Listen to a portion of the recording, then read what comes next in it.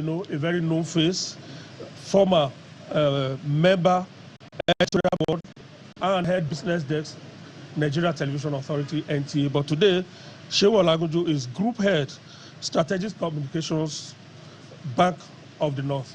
Shehu, good to see you.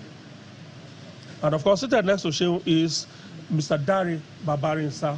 Mr. Dari Babarinsa is co-founder and former executive director, Tel Magazine, but today he is chairman and MD, Gaskia Media Limited.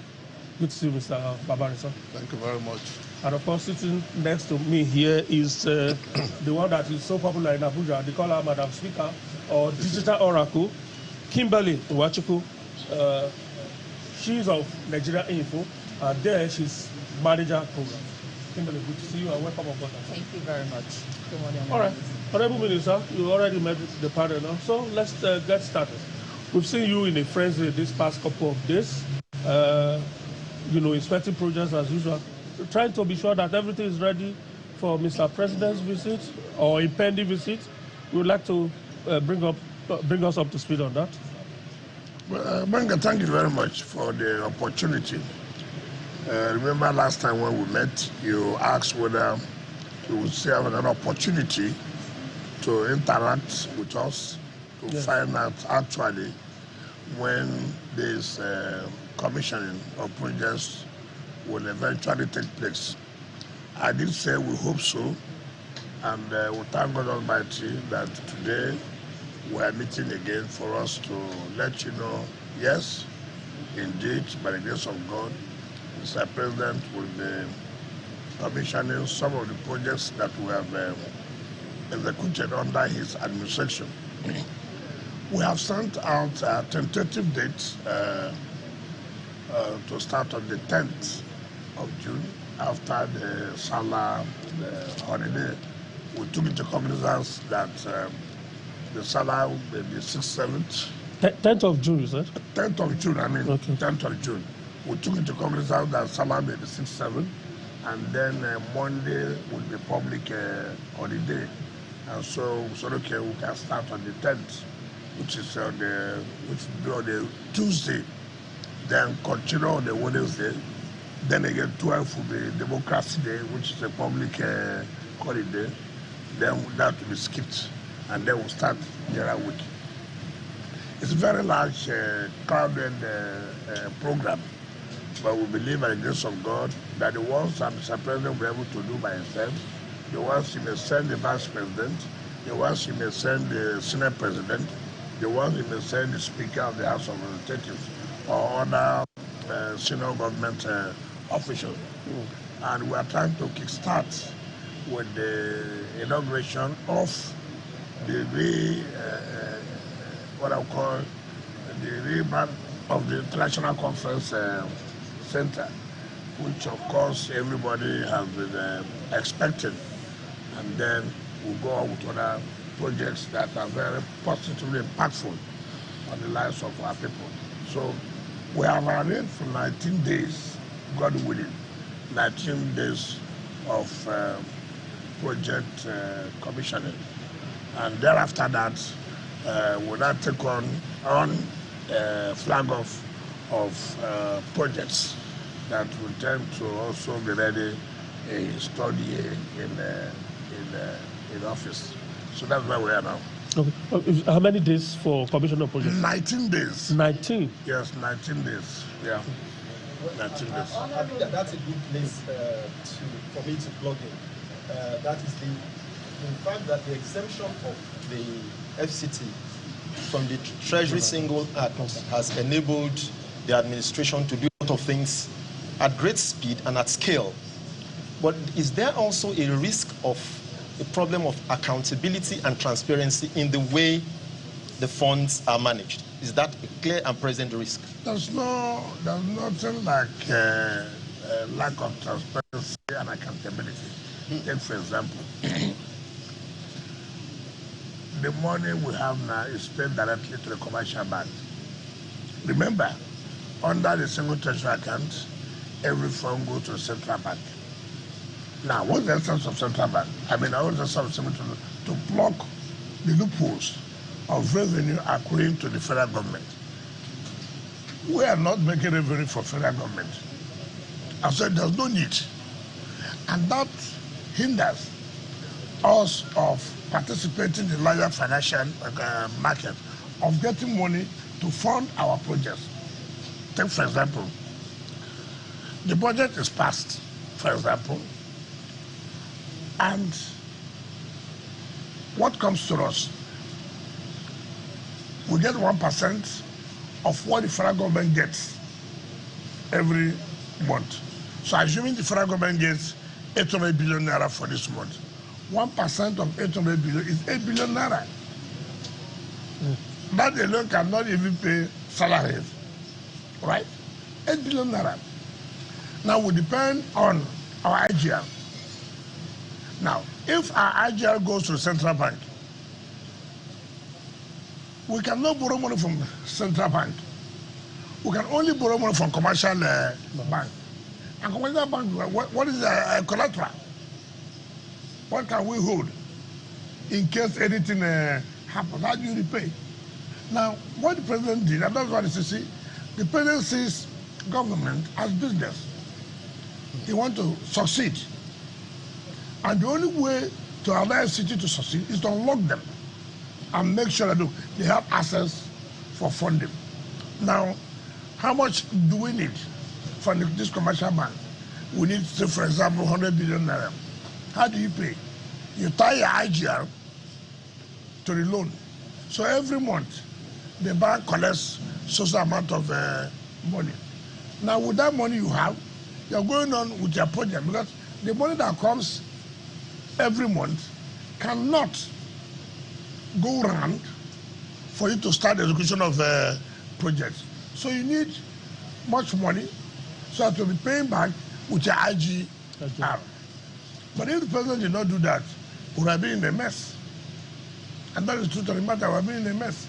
We cannot collect loan from central bank. So all we will do at the end of the month, what comes in? So the amount of money. So how do we share it? With the humongous projects, capital projects that you are carried on, it will not work. So removal of a single treasury account was a blessing, and that is done by someone who understands how to make governance easy. If the president has not done that, all this we are talking about commission of projects and this and that can be in the situation today. So his removal from the exit of funds from the single treasury account to enable us to be on our own, to raise funds and carry out projects. And that's what you're seeing today. Yeah, but the question is, what mechanisms exist for accountability of the funds that you are now able to leverage your assets to use? Yes. First of all, projects are approved when it passes 10 billion naira to the Federal Executive Council. Before that, the Bureau of Public Procurement will tell you this is the amount that can be for this project. So it's not only within you staying to approve a project. And then it is also approved in your budget. Right? Now, so what happens? When the Federal Council approves a budget that is beyond the threshold of the FCT Executive Committee, then that you now sign an agreement with the company or the contractor, as the case may be, and then we pay according to procurement out of 30%. Do you understand me? You pay.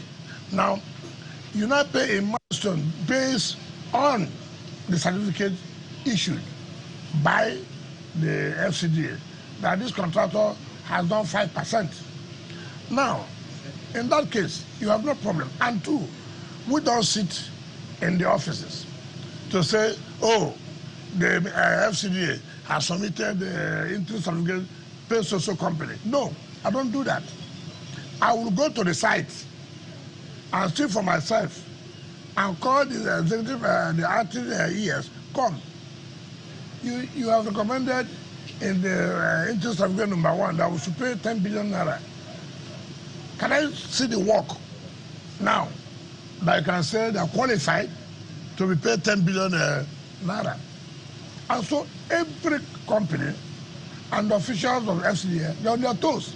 They know that it's not just going to submit paper. No, I will not do that. I will not do that. As far as capital projects are concerned, I must go by myself and see actually what has been done, what has not been done. I came back on Wednesday last week. That same day I came back, I went to the International Conference Center. I called Jonas Berger. You told me you are 90% done. Can we go? They came. Behold, they are more than 90% done. I was happy. I went to Girishi, where CGC, the interchange to Maitama and going to Jahi. 100%.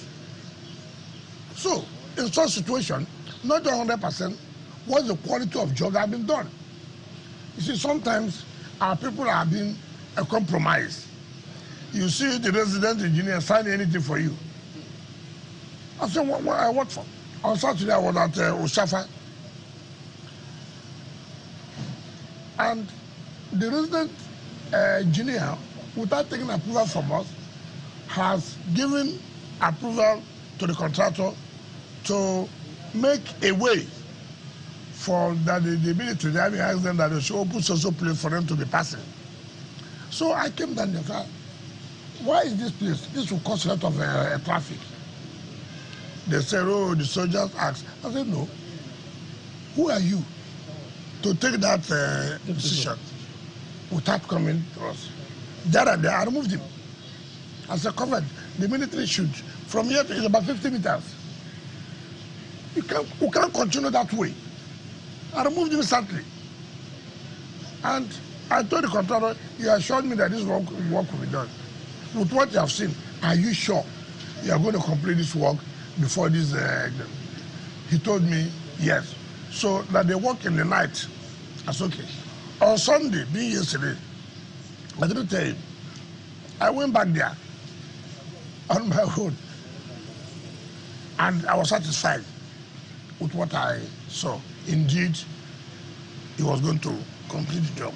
So these are the things you say, it's not merely approving. You must show that, look, the money is being paid and the job is being carried out. And it's done in such a way that everybody can see. The contract wasn't approved by me. In fact, I can tell you most of these contracts were being awarded before we came.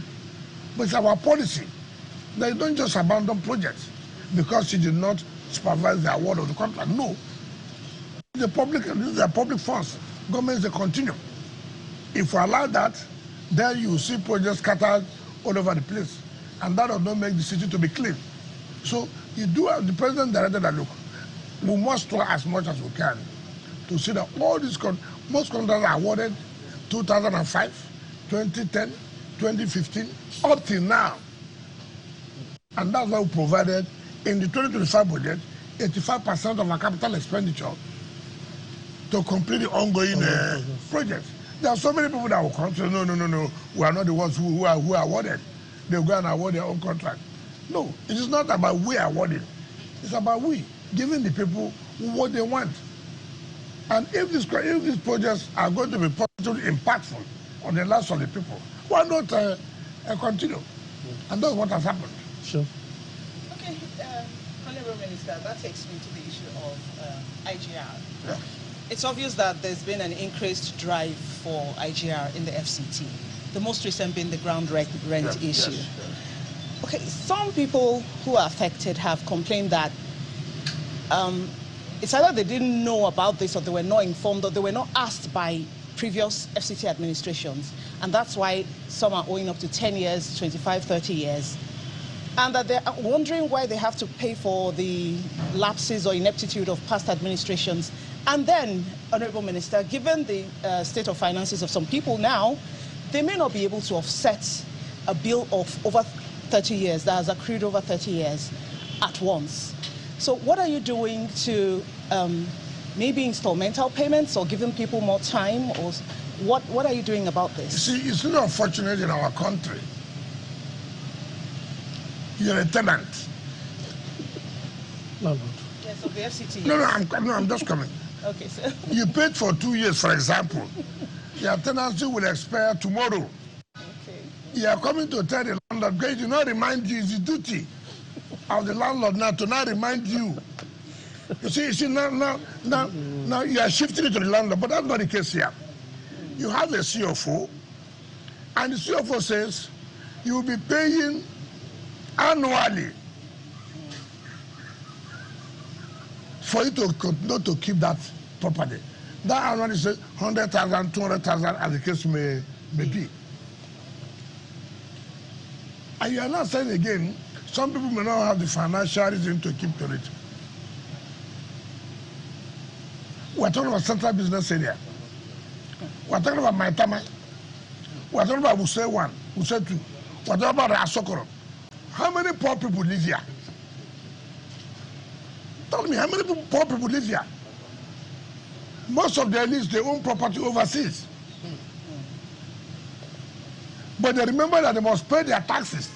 If they don't pay their taxes, government will take over the property. Here in Nigeria, oh no, nothing will happen. Is this attitude of nothing will happen? Is this attitude of religion and ethnicity that has killed us and has kept us where we are? Take for example,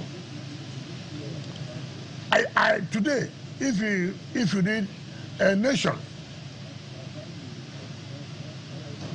I saw the land department publish non-payment of ground rent from more than 1 year to 10 years. I said, look, go and pay. In that number 3092, number 3092, you know whose name is there? No. Olabode Bianca George. It's number 3092. At that level, senior citizen, at that level, I traveled 3 days. I signed 1,500 CFOs. 3 days. I signed over 700 consent documents. Now, having signed 1,500 CFO in 3 days, you come and collect the CFO. You take it and go and do business and collect money from the bank. Then you sit that they have not reminded you you are supposed to pay money. What kind of citizens are that? Why do we always have to say that you know you're a debtor, you took loan from bank? You say, oh, the bank have not reminded me. The bank is going to do 2 things for you: giving you money, and also because you achieve a protocol of reminding you that this is what is going to be your assignment, this is the job you're going to do. Look, and that's what I said. Look at a PDP secretariat. In 2005, Vincent Ogbulafo, as the national secretary then, wrote, when they bought that property, El-Rufai was the minister of FCT under Obasanjo's government. 2005. The members are there. El-Rufai said no. The mere fact that we're in government cannot stop you from paying tax. And so they should pay 26 million naira for the assignment. They bought this property, according to them, from one senator who lives in Kaduna. We were in government. PDP was in government in 2005. So El-Rufai said, no, pay the money. I will talk to Mr. President then. In 2005, El-Rufai was the minister. Nothing happened, yes. In 2010, PDP was still in government. Bala Mohammed was the minister. To 2015, 5 years. 5 years. Nobody who said, look, what can we be here? Let's ratify this. Up till now, that consent has not been given. Up to now, we're not even talking about the ground rent. from 2005 to 2025, 20 good years. 20 good years. And all you hear here, politics, politics. Listen, I'm here. I'm looking for money. You want government to do this road. You want government to do the satellite towns. You want government to provide this. It will be from my blood.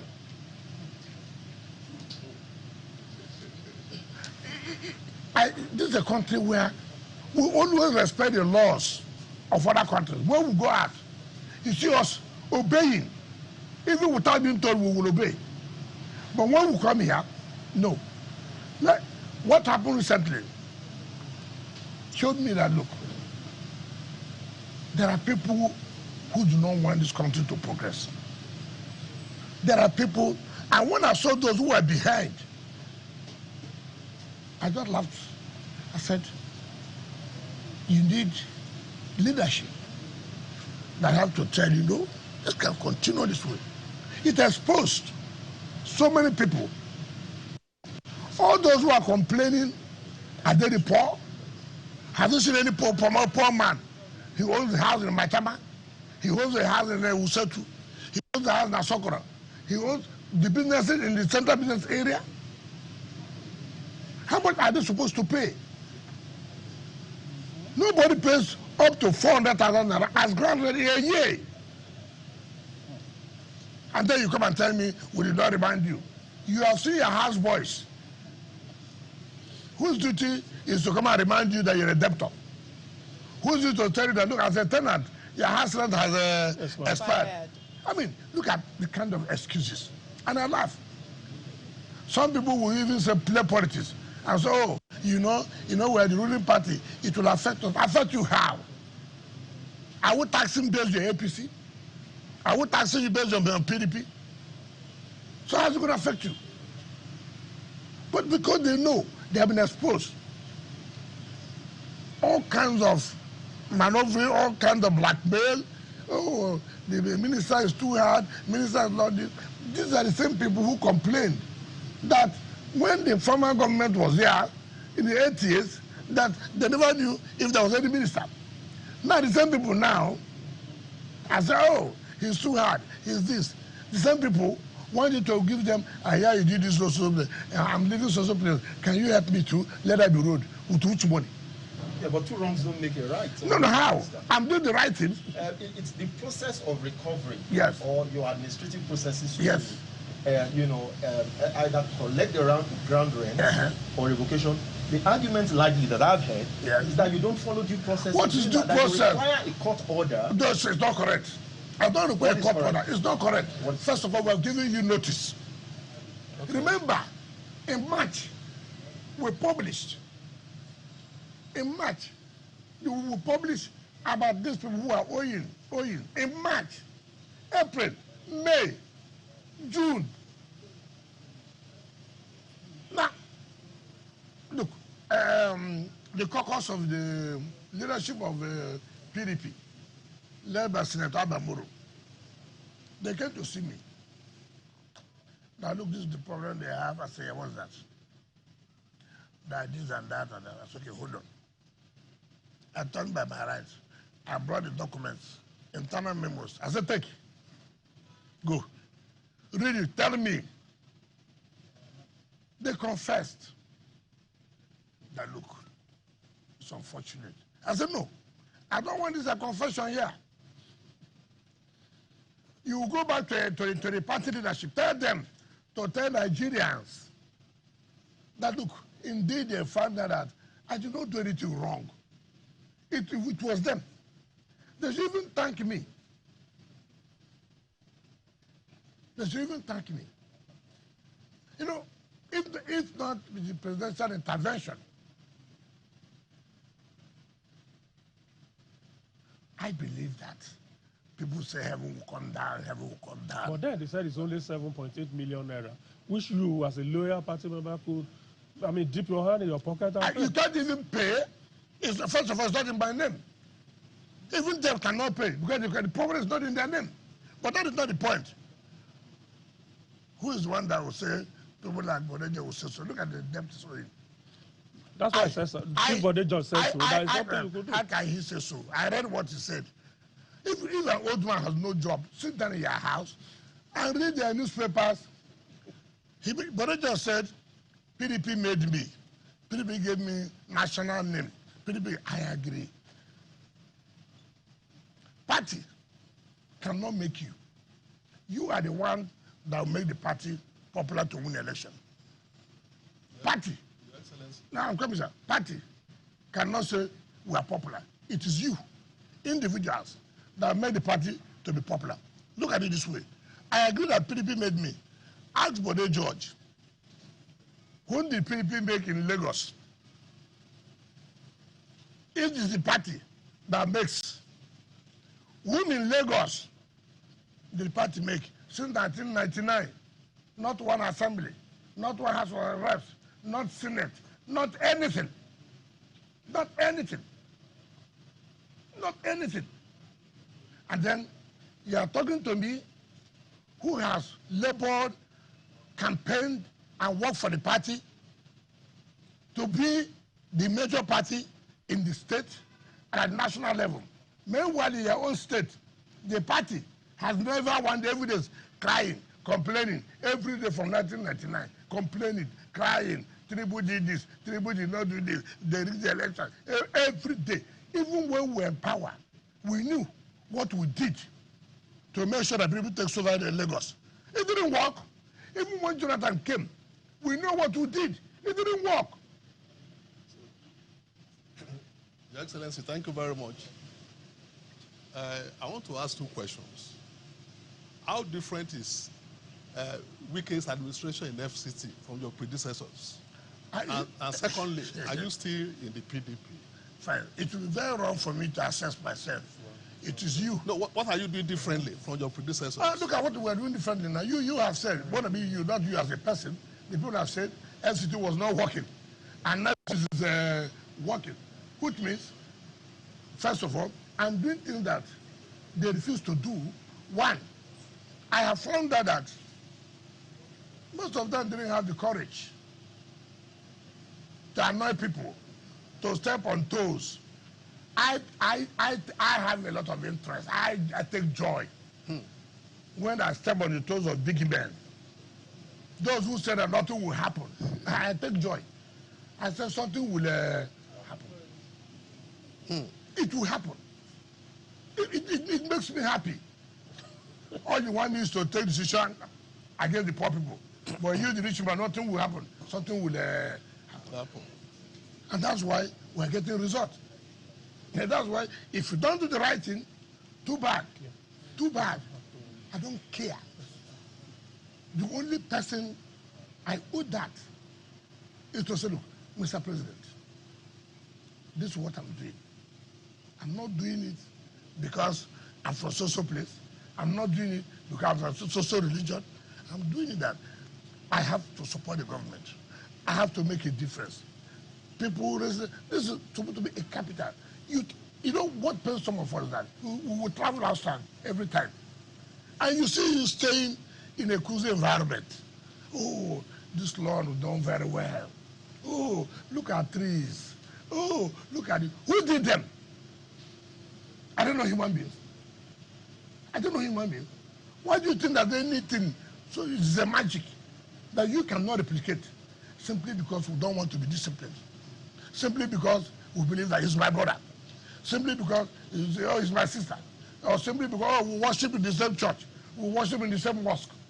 These are the only things that anybody will give as an excuse.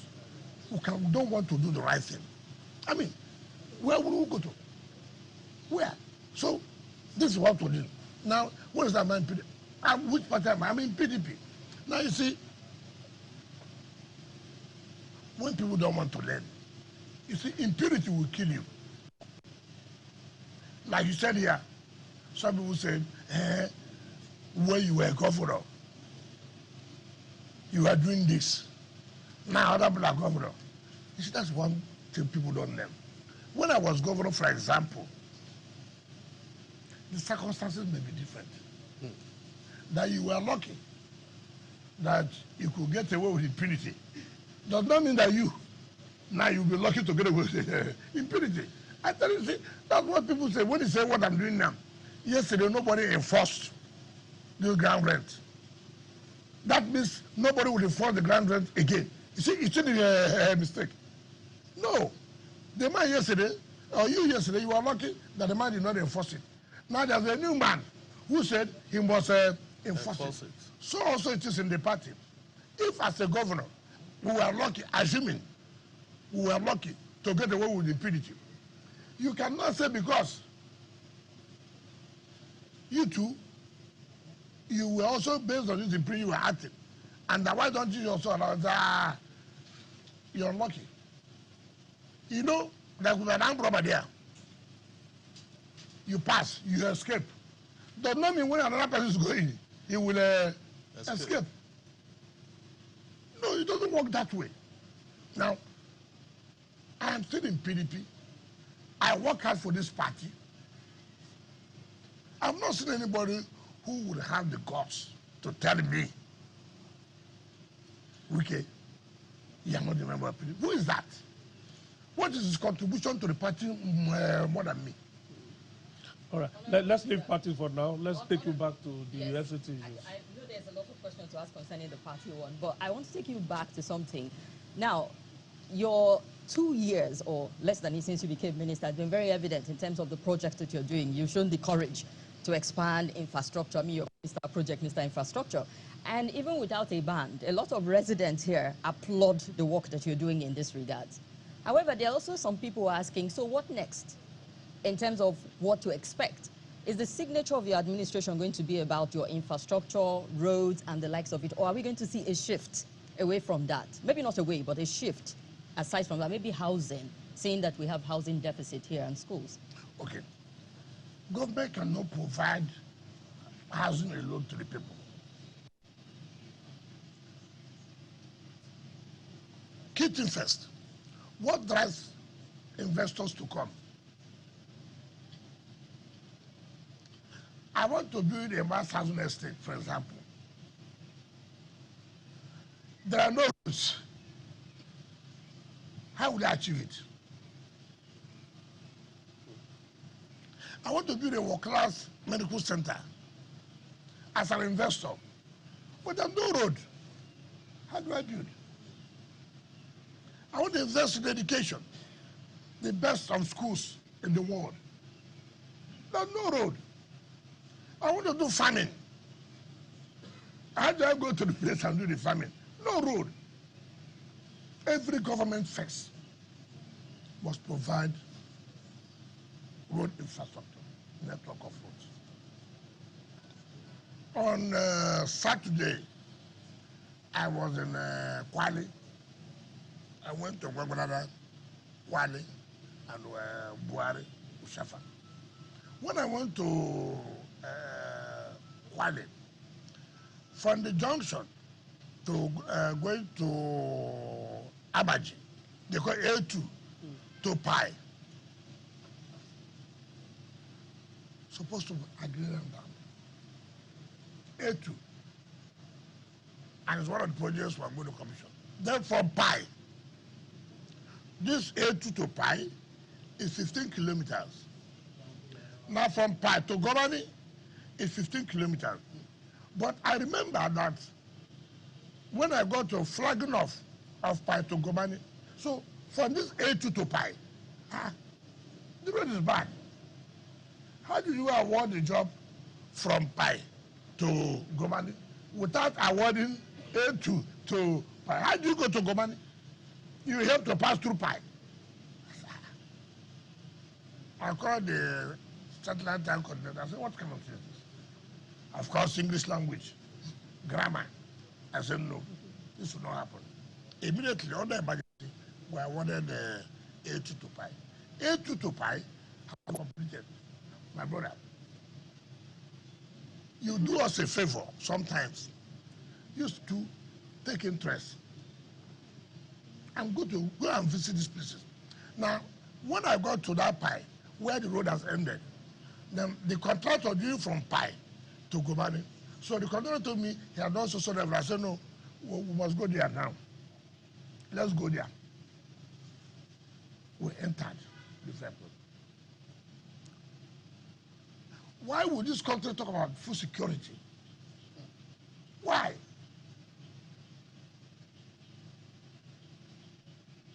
Look at the land, agrarian land. Look at the water. You can even do irrigation. I cried. I said, but again, who will go in there? There's no road. Now the road has been provided. Now people will be attracted to moving. If we don't provide road network, which is the lead to anything called development, you can't get it right. So for us, our is to create the enabling environment. The enabling environment is tackling security if there are, provide the road network. You will see that investors will come. I can tell you in the next few months,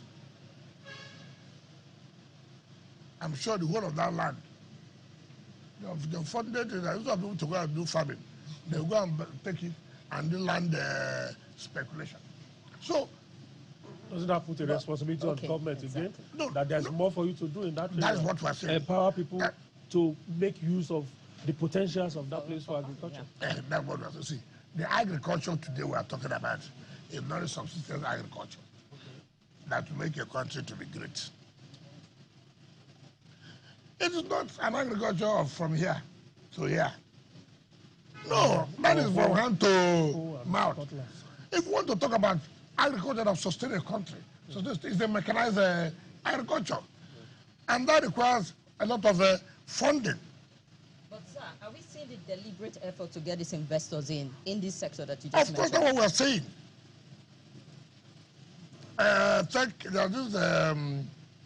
They built a Dubai City Walk.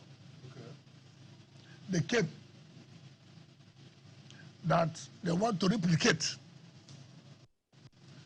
what we call it Abuja City Walk. I said, okay, fine. I said, I'm not going to send director of land. I'm not going to send director of urban be to them, no. I said, I am the one in charge. I said, when are people going back? He said, I'm going back tomorrow. I said, no. To show commitment, you won't go tomorrow. Follow me. Follow me. We'll drive down. That's what I have in mind. The roads have been done.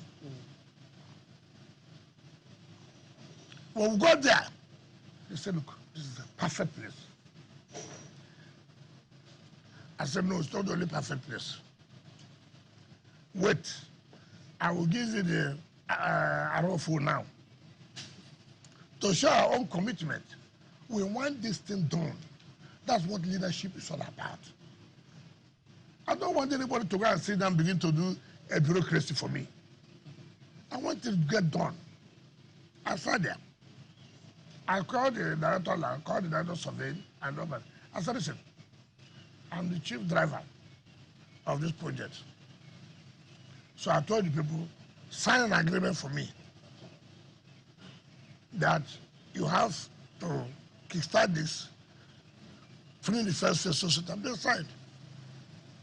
As if you don't sign, I take back our land. They took it, I gave them. Every day, I called the director of development control. I said, listen, the moment they submit the document here of the building approval, what I told them, bring it to me. Because when you go to, without you knowing, some of these, I'm told to respect, civil servants will just sabotage you. So I called the director of development control, let me tell you, this will drive you from your work. If they bring it today, the approval must come out in 48 hours. We must do something for people to believe in us, that we are serious. See what the president is doing. Look, I'm ready to, relax so many things to encourage investors to come in. We are ready. And see now what that is going to pay off. By July, they are coming to lay the foundation. The same thing that you have in Dubai City Walk is the same thing you have just in Abuja, that you have in Abuja City Walk. That is, but if we had gone, there are no roads, what will happen? It will attract them. Look at so many, I just asked a question. They gave FCT where to build an academy. They gave so many people land there. For how many years? There's no road. Yes, how do we get the place to build an academy? We're going to commission the road. I've just finished it. Now people are driving in. Without that road, nobody will go and do anything. Without that road, yes, you cannot build an academy, which will lead to the development of the area. How do you give people land? No infrastructure. How can the city? Individuals don't build roads. Individuals don't provide water. Individuals have been doing it, sir. No. Tell me where individuals have provided road. All they do is they make shift. That is not road with basic infrastructure in terms of water, in terms of light, in terms of water communication. No. And you don't blame them. You don't blame. You just go and grade something. You say it becomes road. It becomes kidnappers then. Well, I guess that's what life largely is in Nigeria, that where individuals literally, although become government. Exactly. Become government on their own. But I'm still interested in the question of infrastructure. Yes. The budget, the FCT, the budget is about 1.8 trillion, I think. Yeah. And then your administration has set aside 72% or about 1.3 trillion on capital projects. But I want to ask you a question on the small things: water, security, CCTV, and water to start with. I live in Guarimpa. Okay. We have been struggling to get water out of the tap for the last 2 weeks. You said there's a rehabilitation going on. Yes. How long is that rehabilitation? You see, first of all, when things have not been done well, it has this effect. And it's very painful. It's this attitude of everything on bureaucracy. You remember when we came, they were awarded this Abuja Greater City Water to the Chinese Exim Bank and this and that. My brother, to tell you the truth, when you look at some of these things, you just wonder, do we really love ourselves? Do we really love ourselves? How can you, a country, will spend millions of dollars to loan? In 10 years, you've not seen the reality. Now, by the grace of God, as this administration came, the president said, look, we have been hearing about this Abuja, what is happening? I briefed him. It's okay. You have to do something. And by the grace of God, we are going to commission the first phase of the water done by CGC, right? Now, in that same vein, we're talking about water. When President traveled to China last year, which I was a party to that, we signed the memorandum of understanding with the Chinese government, CGC, to supply water, to provide water for some of the satellite towns like Karu, Buhari, Kubwa, all those areas. And I said, look, it is easy to provide, to put in the budget. But again, the fund may not be there. You see the whole thing. Now, luckily, President's magnanimity provided 50 billion in that. We, in our statutory budget, we also provide 50 billion. And it's one project that, if we're going to achieve it before the end of the tenure of Mr. President's first tenure, that project will achieve it. But again, it requires funding. And that funding is pay your taxes. Pay your taxes. One thing I tell people, if you are paying your taxes, you are not seeing anything being done with it. You have a right to complain. I have told everybody, ask me, Mr. Wike, we have been paying our taxes. No road, no this. Ask me. Ask me. I challenge anybody. So in terms of water, we are going to. But again, it's not by mouth. That's why I'm bent on this issue of taxes. There's nothing Abuja can don't. We are not an oil state, oil city. We are not. I've told you what to get for the federal government. 1% of what the federal government gets. So without these taxes, you would have even said, ordinarily, there should be a special intervention for the FCT capital by the federal government. It's the city, it's the capital of the country. Therefore, there should be a special intervention to make sure the city looks like other cities. It's not this way. We're just breaking our head to get money to pay, and big men, elites, will be trying to say that no. That's why we are resisting. You should help us as our ambassadors to also talk to public. We are saying this should be done, this should be done. Have we done our own part? Look at the publication we made today about grand rents. Over 5,000 names and the amount there. Like my sister said, have you reminded them? We have reminded them. So that's what they are saying. No, but you know, so what I'm trying to say that when the last comment, we have reminded them, go and pay. Nobody's business is to take your land. How many land will you take? Okay, take for example, they carry blackmail. Oh, minister, I want to take the whole land. You carry it to where? Give to his friends. I mean, okay, even if I give to my friends, would they not pay the ground rent? The issue that government wants the tax to be paid, so you can use the taxes to do something. That's all. That's nothing. If they pay now, if they pay now, take back. We're not interested. Our interest. Do you know that since we started sitting up, go and see the rush now. That's Nigeria for you. Go and see the rush. Is it what it's supposed to be? Okay. Honorable Minister, I'm staying with infrastructure, but this time mass transportation. Yes. Public transportation is getting quite expensive in Abuja now. People complain about when they try to take the ones we call drop from a very short distance. They're asking them to pay 1,000, 1,000 plus. And Abuja is a city that should have effective mass transportation. What is your government doing about that? Thank you. Like you said, we always have complaints in everything. You want everything to provide, which is right. But you like it to be free. We are not doing a socialist and communist government here. No. You know, okay, look at what's going on now. We are providing bus terminals.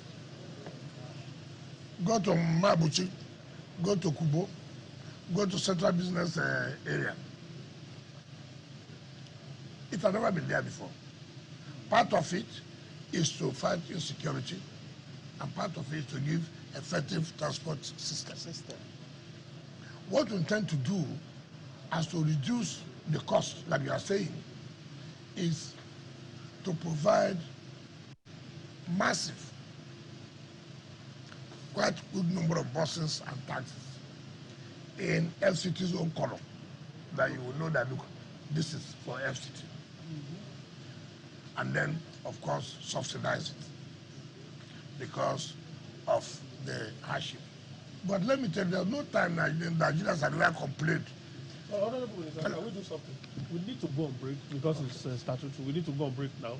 We'll allow you, when we come back, we'll allow you to explain further how those bus terminals will operate and the other components of it that are still in the offering. We'll pick up from there when we come back from the break. Okay, we'll go on a quick break. We'll be right back to continue the dialogue with the Honorable Minister.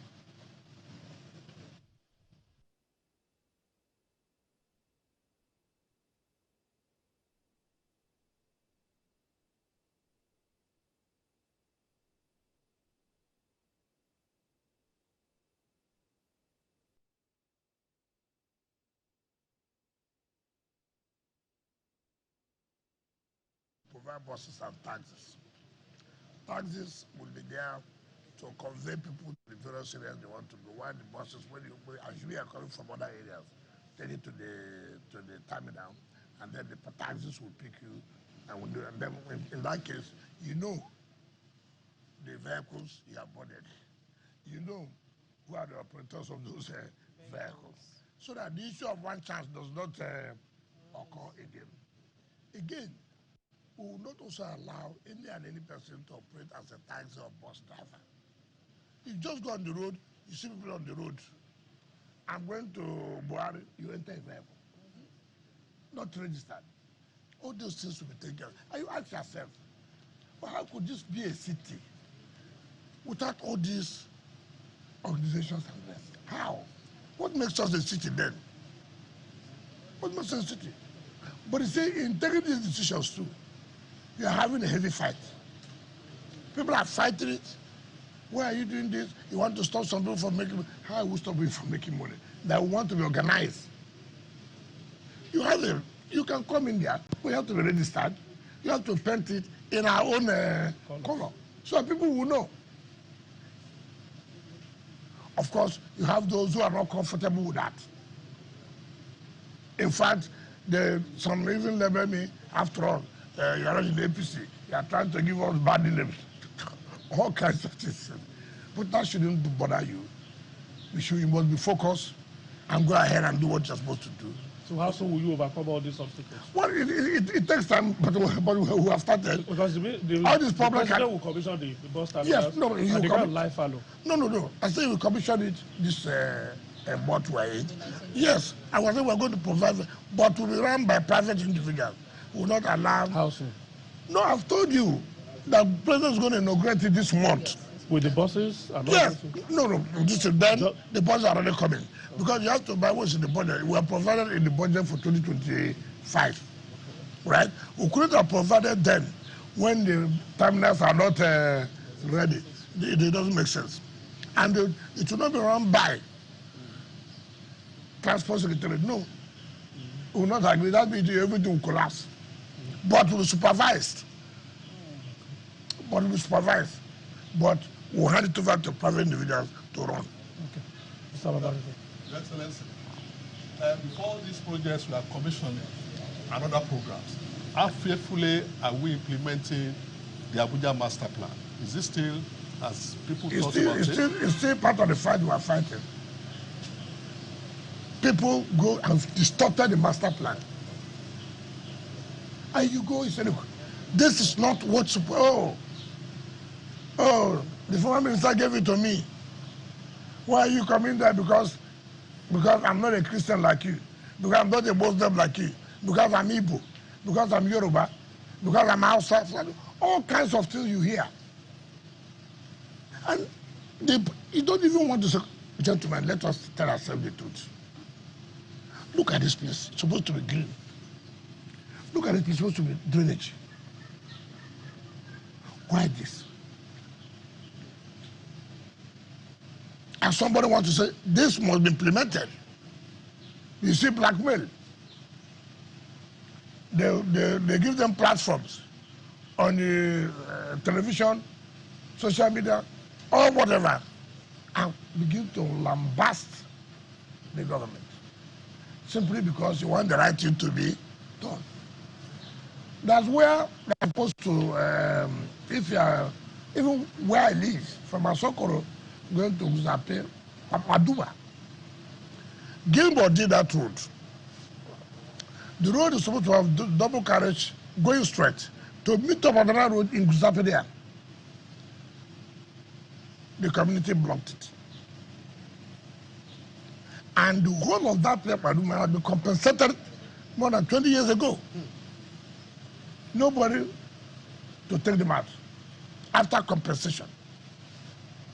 So, I now called the company. I called the acting director, acting executive secretary of the event. Why did this road stop here? Look, it's a dual carriage. It must be leading to somewhere. He said, yes.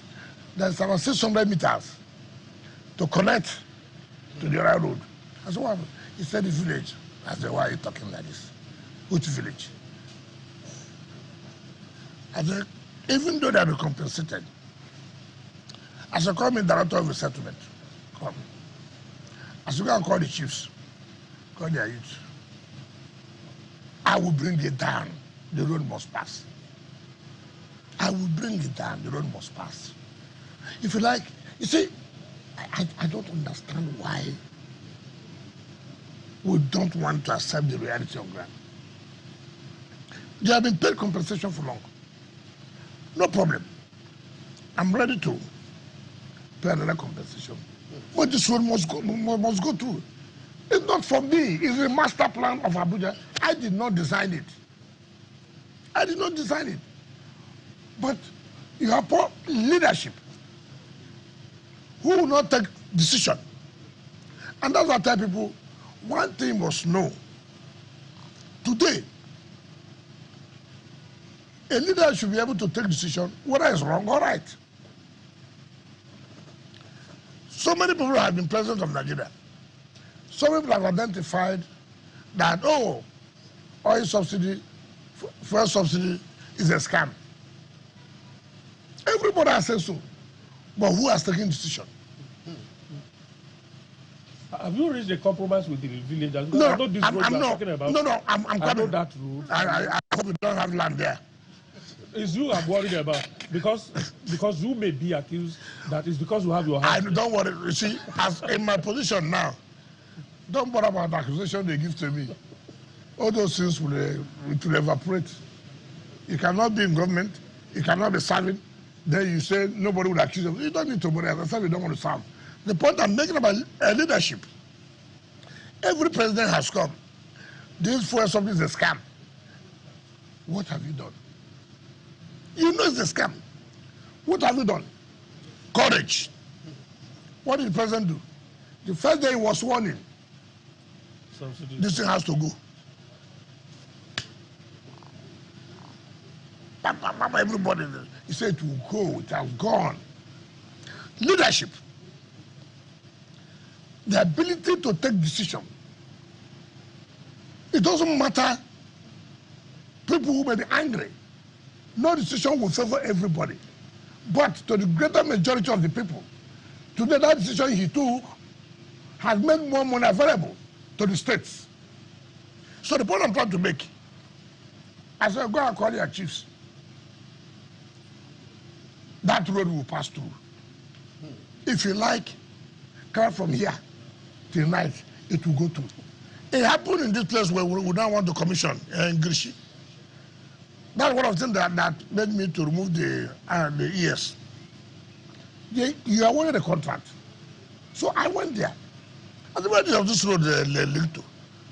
You cannot do a road that does not link to anywhere. Do you do a road to link just to my house? No. I said, let's go there. We went there. So why is this? He said, oh, these community people, they are making trouble.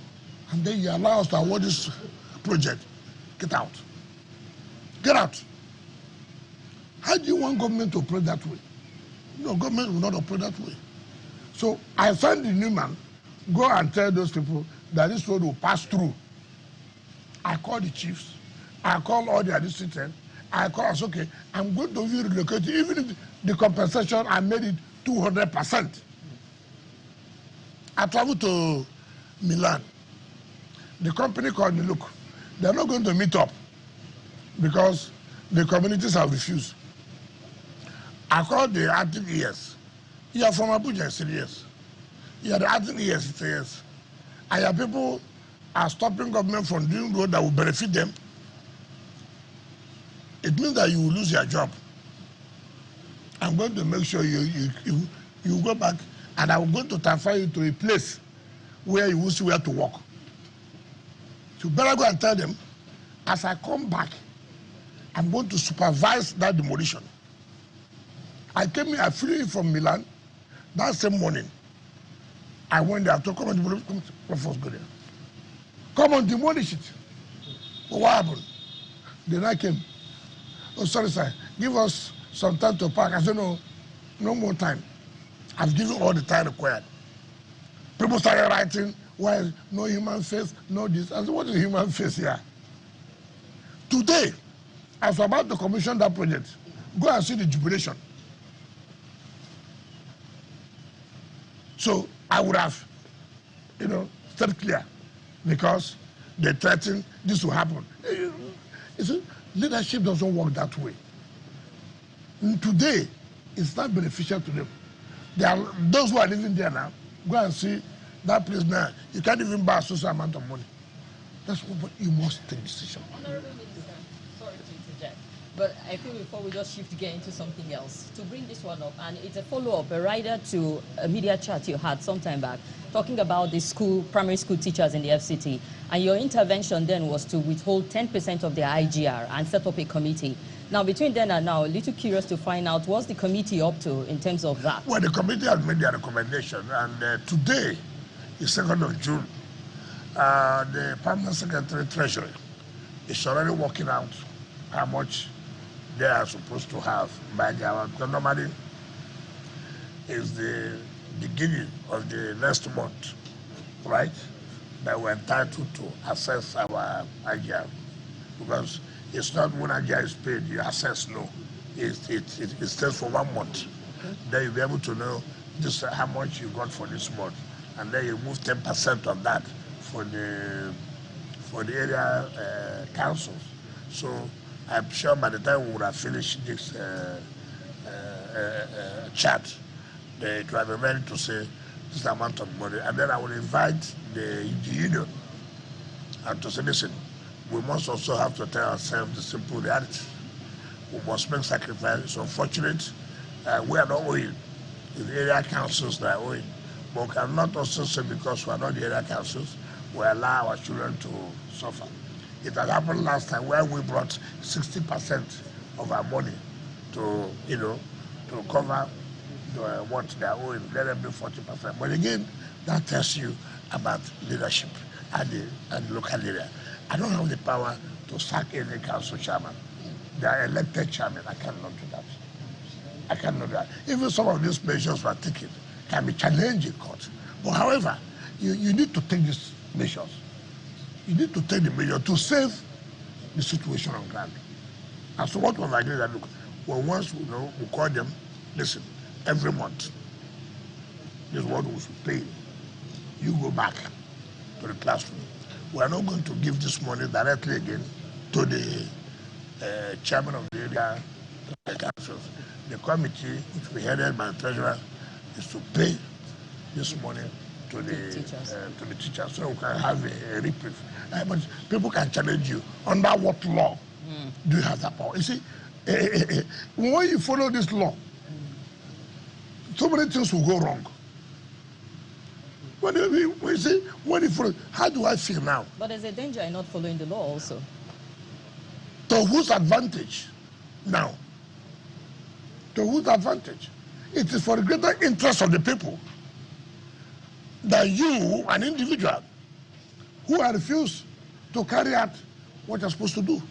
So should we allow you now to continue with that, and our system will be producing miscreants, militants, because they have no access to education. So you have to wait. But like I said, it's unfortunate. But should we continue with that? All right. Can we segue into politics? No, not yet. But perhaps if you are done with FCT, let me just do a recap then. On FCT, I know that your modus operandi is not to start new projects, but there are provision for new projects in the budget that has just been. It's about 15%. About 15% for new projects. Yes. And I know that around November last year, you advertised those new projects. There was a rigorous procurement process that had been done and all of that. Now that the budget has been passed, are you going to resume that process of awarding those new contracts based on the procurement process? Some have been awarded by the Federal Executive Council. Some have been awarded. But we will not start it because our own budget has been passed. Some are in the national budget, which have been passed. Some in our statutory budget, which have just been passed, but have not been assented to by Mr. President, because it cannot be transmitted back to Mr. President. I can tell you the truth. We made an estimate that is what we're going to get from our IGM. And based on that estimate, we said we're going to carry out this project, this project. That's why you see us being aggressive on this issue of payment of ground rent. If that is not achieved, obviously, it will be like abandoned projects. And that's what we don't want to have. I don't want projects awarded for the sake of being awarded. No. I want it's awarded, it has to be implemented. Okay. Like I said here, we have set up in our mind, look, the president will be 3 years, May 29 this year. What do we have to let the people know, see what the president has been able to achieve? You must have a target. You must have, look, these are things I'm going to do from now to now, to point.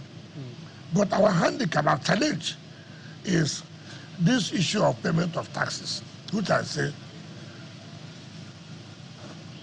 I will do everything within our powers to see that we achieve it. It doesn't matter the blackmail. It doesn't matter the blackmail. I won't care about it because you want good soup, you put good money. You want good road, money must be there. You want bridges, money must be there. Nobody will accept you to give him a job and the job will not, and you won't pay, you don't have money to pay. It doesn't make sense. That's why you have people abandoning a project left, right, and center. Okay. So the new projects will be based within the 15% that is available in the 2025 No, 15% is the new project. Not that it's 15% of the fund that is given to them. No, that's not what what you said is actually what I meant. Yes, which yes. is that the new projects will be based on the 15% that is available in the budget. Yes, except that the emergency project, take for example, there could be emergency project like, I can go up now to a satellite town or somewhere, and I can say, hey, no, if you don't do this now, this people will not survive in this rainy season. It becomes an emergency, but you have to do it. Because see, you can't go everywhere at the same time. Something can take you out. And you see, I know that this must be, solved now. And then that one, it becomes under emergency procurement. All right. Is it on the FCT? It's on FCT, yes. The issue of FCT indigenes has been a recurring issue in this place for many, many years. Do we have a policy that will take charge or take care of that problem in a permanent basis? I'm being careful. This is a federal capital territory. In order not to indigenize the federal capital territory. However, it is under this administration of Ahmed Bola Tinubu that indigenes of this place have been recognized. It has never happened. All the mandate secretaries used to have are not, proper speaking, what you may say, Abuja indigenes, but they are residents. But today, the indigenes can beat their chest to say, under the administration of Tinubu, they have mandate secretaries. 2 out of 6. Yeah, mandate secretary of Indian Council, mandate secretary of Agriculture. Today, for the first time, under the Tinubu's administration, apart from the last set of service for FCT, the person now is a woman who's also from FCT. I know how happy. Today, under the administration of Ahmed Bola Tinubu, who has given hope to the civil servant of FCT by creating an idea to be permanent secretaries. Before they don't, they retire as directors and go. They post permanent secretary from other ministry to head the FCT. It was under this administration that stopped. And we have permanent secretaries now. At least, not less than 2 are indigenous. So you can see that the administration, even though not trying to say that you cannot represent Abuja simply because you are not an indigene. But again, we have not lost sight that, look, we must also encourage them that they are part of the governance structure. That inclusivity helps to stabilize the place, and we can say to the glory of God that has been achieved. Okay, guys, we are very into politics now, and I'm sure Azu, you are ready to go. Oh yes, absolutely. So my question is on your recent disagreement with Governor Seyi Makinde. You know, you accused him of breaking agreements and undermining party unity. His camp has said that you are a saboteur, that you have sabotaged, that you are sabotaging the party. In fact, they have described you as a wrecking ball. How can you stay in the APC government and undermine the party that made you? I did not accuse Makinde that. I said that we had a meeting and we had an agreement. That meeting was held, first of all, in Lagos by myself, himself, the former governor of Abia, former governor of Enugu, the former governor of Benue. That meeting concluded and said, look, let's move on and allow this so that the party can be focused. Then we came back, and there was supposed to be a meeting in the former Senate President's house, Bukola Saraki. But before that meeting, that particular date, we also met in my house in Abuja, where we reiterated that, look, we have agreed on this, so let's move on. That encouraged me to also attend the meeting in Bukola Saraki's house, and where we agreed on items and items and items. And then there was a meeting called by the Chairman of Governors Forum. In fact, Chairman of Governors, PDP Governors Forum was in that meeting, and where I was encouraged to attend the meetings. And I attended, and I met, but it was to my dismay. And that, look, what we agreed is not what is coming out. And by my investigation, which I said, look, you are my friend, it is not fair. We agree on something, then somehow it turns out differently. What did you agree on?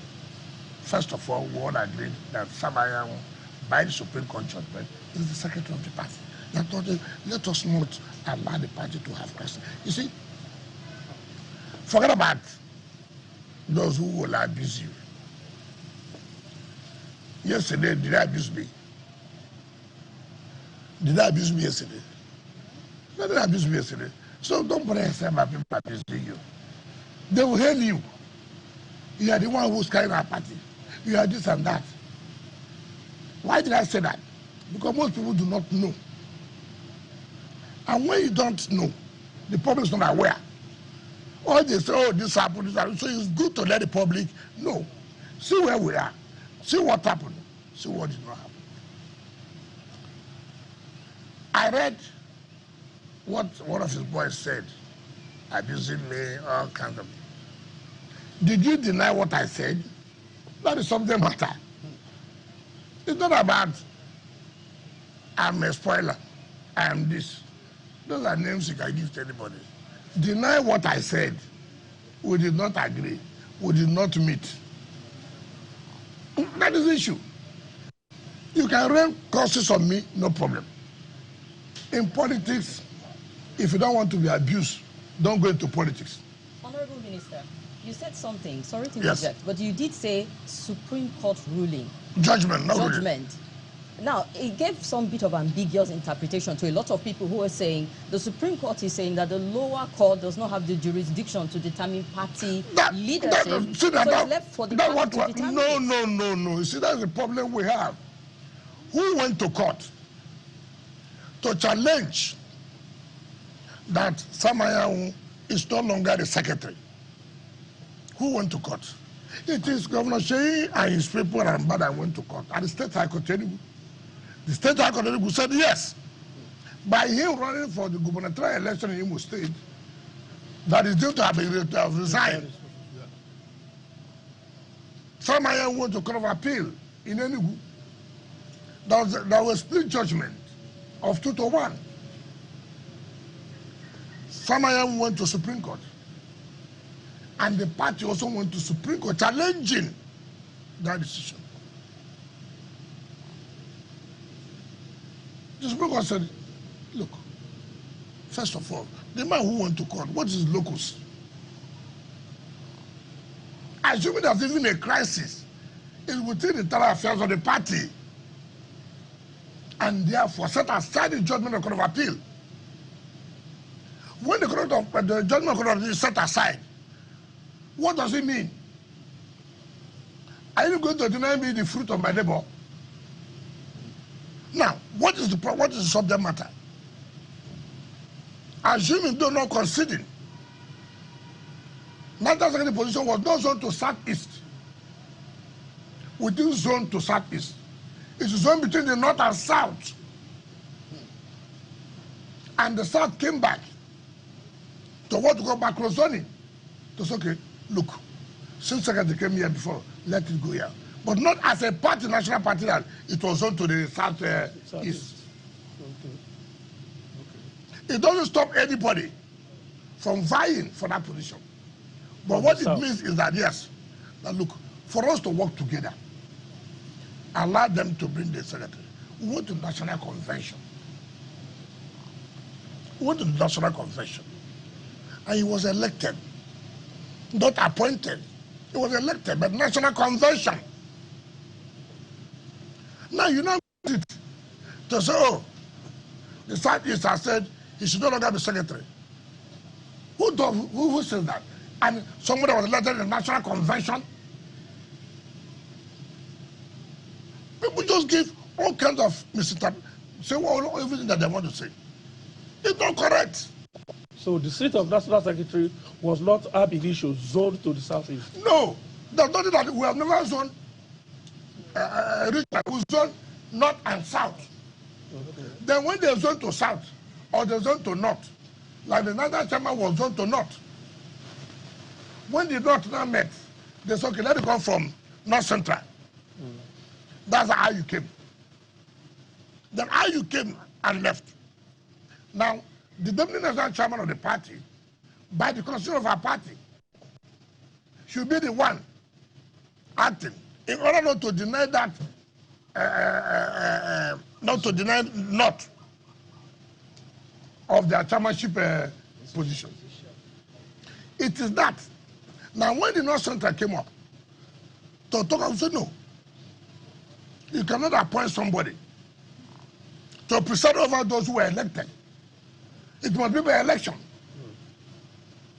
How can these people who were elected, National Working Committee, you say North Central brought somebody when it was the entire country that voted for the national chairman, even though he comes from a particular region. Now, to tell you how funny they are, they said they had a NEC meeting, which is not correct. Look at the constitution of the party. Who issues notice of NEC meeting? Secretary of the party. And he never issued any notice of any NEC meeting. But the deputy secretary issued. How could he have? That's the point that we're making. How could he have? Under the law, the secretary is available. The secretary has not died as they want him to die. The secretary is not sick. Do you know how the secretary said there's nothing like NEC meeting? A committee has been set up, headed by Buka Saraki, to reconcile people. And they have said, look, they are not ready. Now, let me get you so you understand the whole scenario.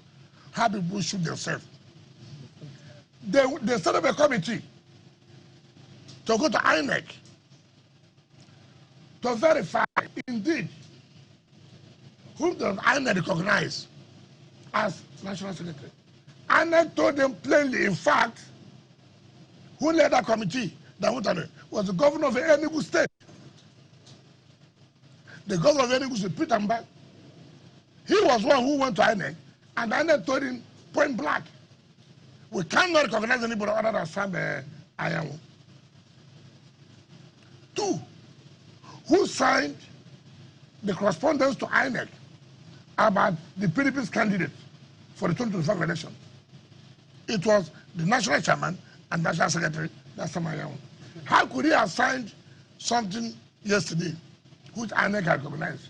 Tomorrow you go a whole meeting that no, he's not the national secretary. Now you see the dilemma. Why most people are running away from PDP. And if it were you, I want to run an election. I want to run an election. And the law says, our party constitution says, look, it must be signed by the national chairman and national secretary to INEC. The two must sign, not one person alone. And INEC cannot accept any correspondence from the national chairman alone. The two must sign. Now, as somebody who wants to run an election, I have a fear. Take, for example, we have our the area council election in Abuja, February. The primaries will be this June, right? And candidates have emerged. Who will sign forwarding the names of the candidates to INEC? So would I take that kind of risk? Where INEC will reject. I will not take that kind of risk. Now, what I don't understand is this. I mean, up to 2023, you were a full-fledged member of the, well, you remained firmly in the PDP and fought all your battles within the PDP. Yes. Now, here we are in 2025. Yes. You are in, well, you are still a member of the PDP, Yes. but serving in the APC. Why don't you stay in PDP and fight the battle and take and take ownership like you did in the past? What am I doing now? Oh, you are serving the APC government more than now. You are serving your party. You are making a mistake. In 2023, did I not tell you I will not support their presidential candidate? Yes, you Didn't I say so? I said on principle of equity and justice and fairness, the presidency should go to the South. If it does not go to the South, you cannot have national chairman at the same time. You therefore take one and give us one. Impurity. Because they were having a romance with the present government then, believing that Atiku will win. They said to hell. I said I was not going to support. So why did I not leave the party and join APC? Of all of us that time, as PDP governors today, as the so-called leaders today, who produced House Assembly, 100%. Who produced National Assembly, 100%. Who produced governor? Who?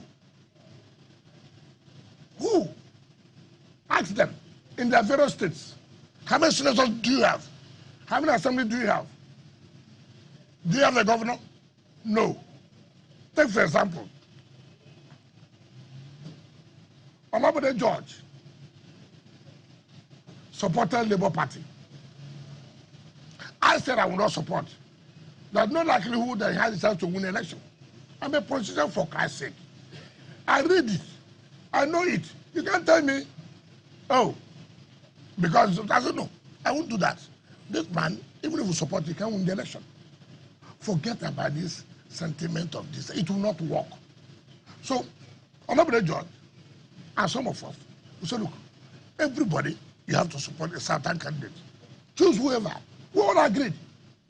What is the offense I've committed? That I supported Bola Ahmed Tinubu under APC. If I was playing anti-party, then PDP wouldn't have won for governorship. PDP wouldn't have won National Assembly. PDP wouldn't have won House of Assembly. Our state was the only state in this country, in PDP, that gave PDP that kind of victory. Now, you are talking about me. I never collected ministerial position without writing to the party. I wrote to the zonal. I wrote to the governor. I wrote to the national party. I wrote. I challenged any of them. Whether they have said, no, don't take this position. In any case, how would they say so? When the government wrote to the governors and the rest to nominate people for appointment of board, all the governors wrote. nominated names. I can show you the names. So if you in PDP can write to APC government submitting names, so what is wrong in me, a PDP member, also working? What kind of a life is that? You go and lobby the president to give social better appointment. You come out in the daytime. Oh, he's working with the APC. Bala Mohammed, he was APP when Jonathan became president. They made him minister of FCT. Did anybody die? When Obasanjo won the election, he made late Bola Ige, who had Alliance for Democracy AD. He made him Attorney General, the #1 position, the only minister recognized by the Constitution. So, not the PDP gave the appointment. 2010 to 2015, they gave some of the APP, who now changed to PDP. Nothing happened. Nobody shot anybody gun. Now, something I worked for, I did not hide it. I said, I will not support this impunity. I'm going to support this. If I've done it secretly, then you have said, oh, you are this. I made it clear. This impunity, injustice will not stand. And I've also told them that. So, what is happening in PDP is people who, I don't know whether I may call them undertakers. Because I don't see any reason why you put yourself under that kind of crisis. Honorable Minister, I'm taking you to River State politics now. Yes. And I'm going to ask you a point-blank question. Yes. This crisis, if I may call it that, between you and Sim Fubara, is there going to be an end to it? I don't know what you mean by crisis between me and That's why I Sim said, Fubara. let me put it that way. I don't have any crisis with him. So whatever is going on now in River State, is there going to be a resolution soon? I don't understand. Okay, let me put You it do in a different understand, way. Yeah, Honorable I'm not- Minister. Is the atmosphere right now to lift the state of emergency in I'm Rivers not the president who declares state of emergency. Yeah, but it's your state. Do you think there's enough No, peace now? if restore democratic Mr. President had called me that time, I wouldn't have agreed for state of emergency. So he knows. He knows when to lift. He has everything on his. I don't know. But politically, is it right? Is this? I have never supported. So the issue of because it's right or not, it does not arise. But we What I said was that his declaration of emergency was to save the governor, because the governor was almost impeached. Yeah. That was not our own hope. Yeah. We wanted actually people. I said so severally, yeah. But the president is wisdom, and that's why I said the governor said it, that his people should not be talking too much. That the president saved him. I did not say it. He said it. Now the point I'm making, when you say crisis, I have told you severally, I don't have crisis. But rather, the governor, unknown to me, gave himself to be the tool for those who couldn't fight me to fight me. You see, when people talk about resolution, sometimes when I go back, in my quiet moment, I played the video of the speeches of the governor.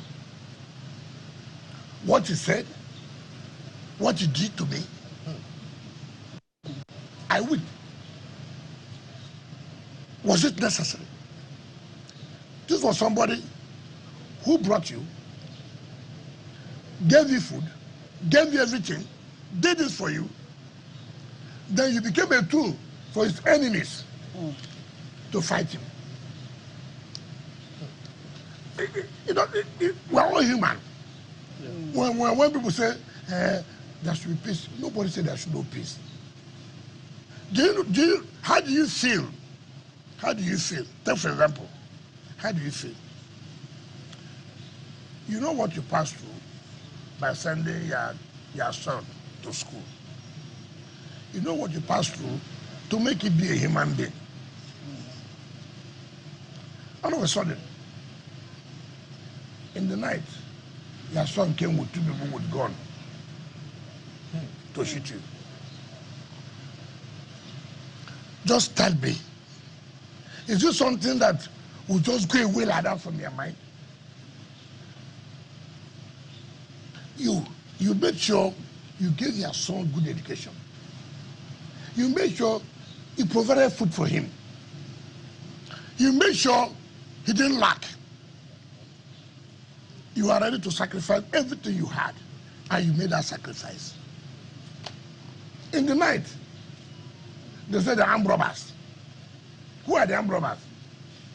Your son is the one carrying gun. Your time is up.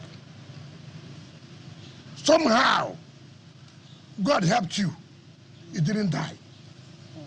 Now people come, carry your son, come and beg you, you know, is their son. I agree.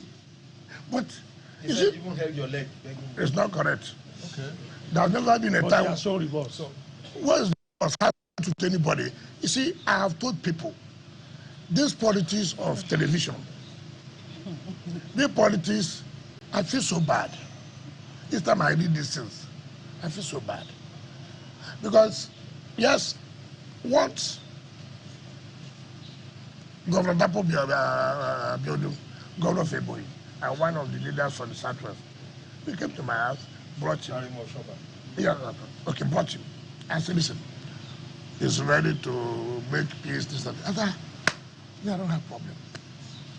If he wants to make peace, he has the yam, he has the knife. He said he was traveling, he traveled. I have not seen him since that day. So when people talk about it, I don't laugh. I say it is not to go on television to say, I don't know. Okay, will he make peace without the assembly members? Will he make peace without the leaders of the party? Will he make peace? You see, I try to be honest to people. I have said so. The mere fact that Mr. President said, look, make peace. It will be difficult for me to disobey Mr. President. But he should also know that it's not water that is flowing here, it's blood. Now, I gave the analysis here, which none of you tried to answer. These are people who vowed that you will never be a governor. These are people who petitioned you to EFCC. These are people who, simply because envy, how will you bring Wike down? Then you provided yourself as I'm going to bring Wike down. I have told people who do not understand what betrayal is, may they be betrayed 10 times more than this. That's my prayer. I have told you here, we want peace. But you must show that the peace you want to is for your mind, is genuine. You are taking steps. It's not every day you're on television, you're on radio, peace is ongoing. Is it ongoing on air? How is it flying? Nobody has thought that. You just hear, oh, it's ongoing. Oh, I was studying with my guy. Oh, I was studying with my former guy. As I speak to you, I've never seen him. So I don't know what is happening. I don't know the strategy people are adopting. So that tomorrow they will say, we don't want peace. Nobody. I've called assembly. Your Excellency, Your Excellency, you are operating on two theaters, the national level, and you didn't attend the last NEC meeting of the PDP. There was no NEC meeting. Legally. No, I don't know about it. So I should attend illegal. So, then, secondly, you are operating also in rivers. Is there a possibility of, is there a possibility at all, if you look at it, because now the emergency will soon expire, is there a possibility of you reconciling with the governor of Rivers? That's the first part of the question. Second part of the question is that we are moving towards 2027. How do you see your future in the PDP? What is my future? You are in the PDP. Was I not in PDP before? No. Am I not in PDP? What is my future? Listen, I've told you this thing. Is it because of our Swaju presidency? Is what they're talking about? Yes, it is important. Why do you have to ask me that? Don't you know that I said that you want to run against him, in fact. So are you not aware that I will lead the campaign in River State? Why you want me to say no? Are you not aware that he did not get up to 10% here, but he will win here? Are you not aware? Okay. So you don't be asking me questions. You know. You know. You are going to lead the campaign. Of in course. Rivers, okay. For the APC. Is that hidden? Okay. Honorable Minister, sir, just because we're pressed for time. Because I have said the South must produce the president. Honorable Minister, now aside from all the political talk, the average Nigerians have been complaining of hunger.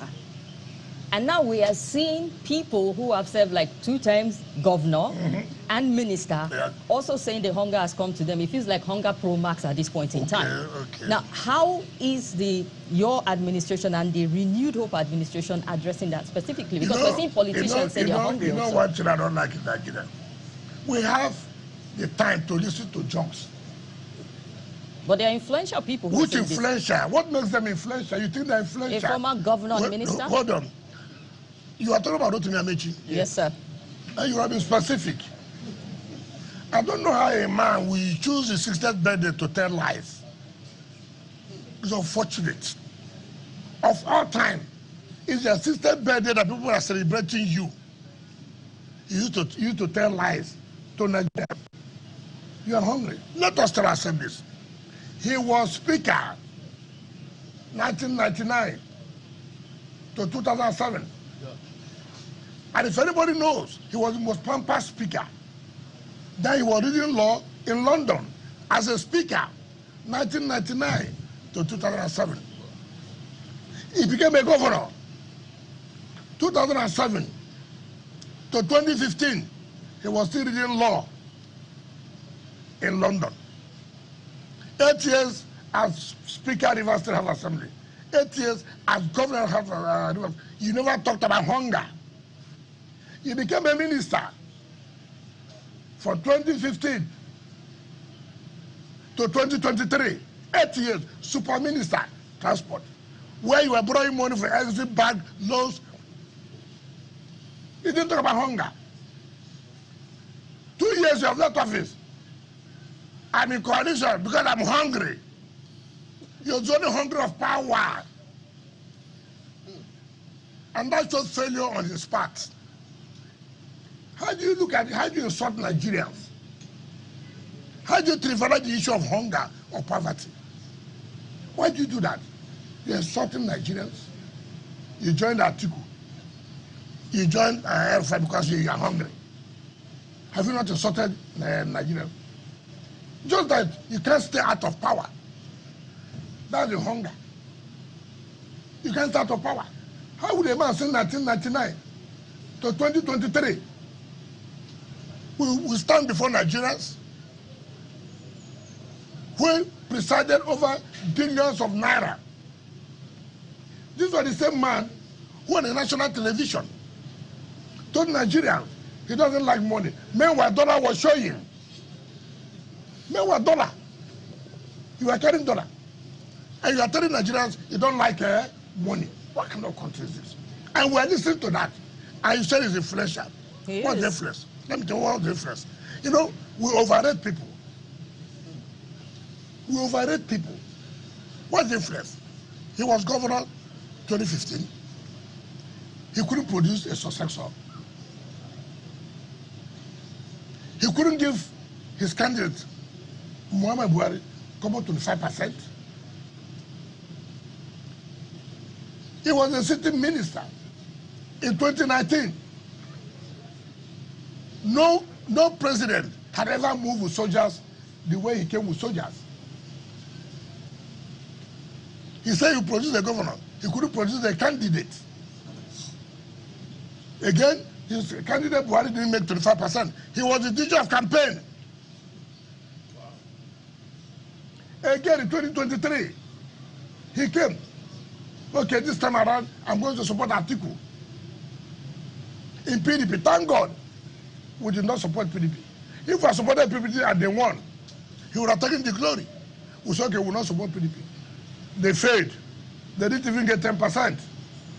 So what is his influential? It's just because, you see, look, I thank God he is in a coalition. I want that coalition. I've told Nigeria, look, I don't like this talking. Let this coalition, let them form as a team. Let them start from home to start moving the president to. What is that you remove? You start from their home to remove him by making sure president loses the election. How could somebody come out on national television and tell Nigerians, if we want to remove the president now, we can? Is it a military coup? The word that word removal links to dictatorship, to the military. You only use that word remove when there's a coup. And I thought I would have said, we'll vote him out. But whichever way.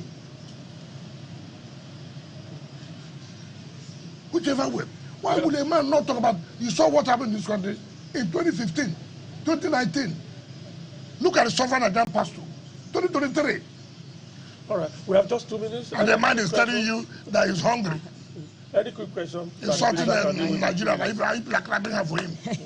Honorable Minister, okay, I do have a quick one. Yes. That the minister can deal with in 2 minutes, because that's just... I just want to know, Honorable Minister, final question. Do you care about PDP? Because there are critics who say PDP is going to implode. 2027, it might not survive it because of the infighting that is going on within the party. Now you're a stakeholder, you're an influential person, you're relevant in the party, look, and... Look, let me tell you. If I say something about PDP today, they're telling me, let them, I know you already want to lead me. Say it. Let them leave the party. No, but people are saying the party will die a natural death. Let me tell you, implode. because some people want to kill it. We say it will not die. We'll make sure it will not die. That's why we don't allow them to get what they want. But it's losing stronghold. Delta is gone already. That is to tell you, okay, look at it. If it's a party, leadership problem, look at it. You won't tell me that you don't have intelligence that Delta will go. You won't tell me that you don't have intelligence that was Akwa Ibom. Now, leadership. What do you do? Should you allow this to happen? No. Send a team. But why are you doing this? No, you're making a mistake. This. Impunity. Let them go. Let them go. You know, it's opposition does not do impunity. No. We try to see beg, put everybody together. You don't say, let them go. Let me tell you, they are just playing to the gallery. I cannot do that. The more you look, the less you see there. All these people shouting. I just give you some time. I came out. You have seen me here. I said I will support that. So I didn't say that. I didn't have these people. The way we won other elections, that's how we will win. Did you understand me? I'm not a liability. I'm an asset. Whether you agree or you don't agree, I'm an asset. Okay. All right. Whether you want to die, you don't want to die, I'm an asset. It does not matter. You may not like me. If you are liking it, has nothing to make me not to be. I'm an asset. You have not said what you want to say about people. At the appropriate time. All right, we just have to go now. We know national assets, yes. Minister. Since it's an asset to PDP, it's also an asset to APC, so you are a national asset. I'm an asset to making sure that Tinubu wins the second tenure. All right. Thank you very much, Honorable Minister. We have to end it here. Guys, we have to go. Kim, yes. Thank you. Thank you very much. And of course, Mr. Babarisa. Thank you very much. Shehu, good to see you again. Thank you. And of course, Honorable Minister, thank you for granting us this audience. Good to see you again. That's how we draw the curtains on today's edition of the Ministerial Chat with the Honorable Minister of the FCT, His Excellency, yes, of Wike. We hope to see you again. Until then, we say goodbye. My name is Ben Garulima.